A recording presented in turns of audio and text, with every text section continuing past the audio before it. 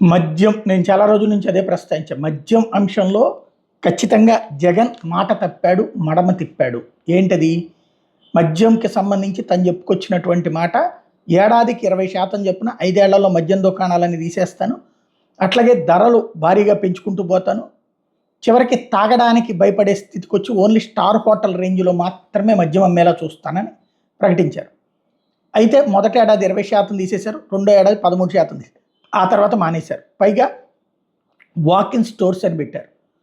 దాన్ని పోరాడాల్సినటువంటి ప్రతిపక్షాలు నిన్న కొన్నాయి, సైలెంట్ అయిపోయినాయి. పైగా రేట్లు పెంచుతున్నారు మద్యమని వీళ్ళు కంటతడి పెట్టడం, వీళ్ళు ఆవేదన వ్యక్తం చేయడం, రేటు తగ్గించమని డిమాండ్ చేయడం, మందు తాగనీయకుండా చూడటం కాదు, మందు తాగడానికి అవకాశం కల్పించమని ఉద్యమాలు చేయడం, మందు ఎక్కువ రేటుకు అమ్ముతున్నారు, తద్వారా పేదలు నష్టపోతున్నారు, వాళ్ళకి అందుబాటులో మద్యం ధరలు ఉంచండి అని అడిగే స్థితి, మేము వస్తే అది ఇస్తామని చెప్తున్నటువంటి దౌర్భాగ్య పరిస్థితి. దాంతో జగన్ అనే స్కోప్ పోయింది. ఈలోపు ఈనాడు కథలు రాస్తున్నటువంటి వేళ మద్యానికి సంబంధించిన పాలసీ నేను ఏదైతే ప్రస్తావించానో అది వాళ్ళ సాక్షి ప్రొజెక్ట్ చేసింది. ఆ రోజున ఈనాడుకి పోటీ వచ్చే పత్రికల్ని దెబ్బ కొట్టడం కోసమే మద్య నిషేధం కోసం ప్రోత్సహించి, ఆ పత్రికలు డౌన్ అయిపోగానే ఆ మద్య నిషేధాన్ని ఎత్తివేయాల్సిన పరిస్థితి ఎందుకు తీసుకొచ్చారు అంటే, అది చంద్రబాబు గారి ప్రయోజనం కోసం కాదు.